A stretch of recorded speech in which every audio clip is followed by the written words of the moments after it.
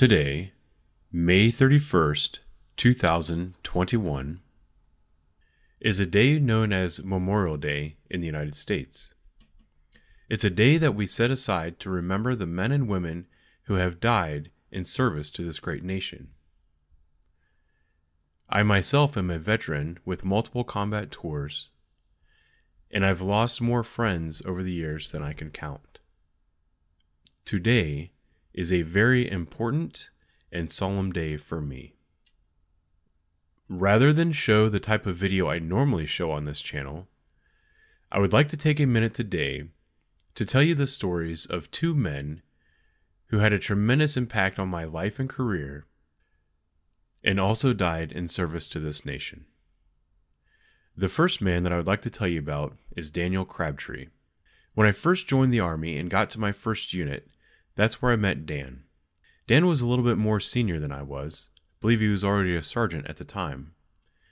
What I remember about Dan is he was full of enthusiasm, always had a smile on his face, and every task that needed to be done, Dan knew how to do.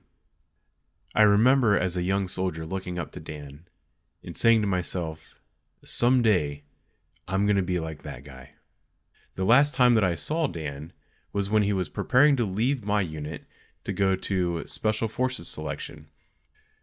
Dan qualified for Special Forces, completed his training, and was assigned to the 19th Special Forces Group, where he was later deployed to Iraq.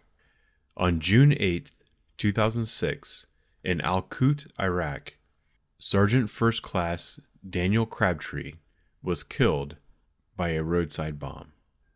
On that day, our nation lost a soldier, a husband, and a father. The next man I would like to tell you about is my friend Todd Bates. Todd grew up in a small town in southern Ohio called Bel Air. Todd didn't come from a stable family, and he was actually raised by his grandmother. He believed that the only way he could make something of himself was by joining the Army, and that's what he did. The only problem was, at the time he wanted to enlist, he was about 100 pounds overweight. So Todd dedicated himself and lost 100 pounds the summer prior to enlisting in the Army. Shortly after completing basic training, Todd Bates was assigned to me to be my machine gunner as we prepared to deploy into Iraq. Todd served flawlessly as my machine gunner during the entire 12-month deployment. He was loved by everybody. Was probably the most popular guy in the platoon. On December the 10th, 2003, while on a riverboat patrol in the Tigris River, Todd Bates stripped off his gear and dove in the water to try to save a soldier who had fallen overboard. Todd did not return to the surface alive. He was 20 years old.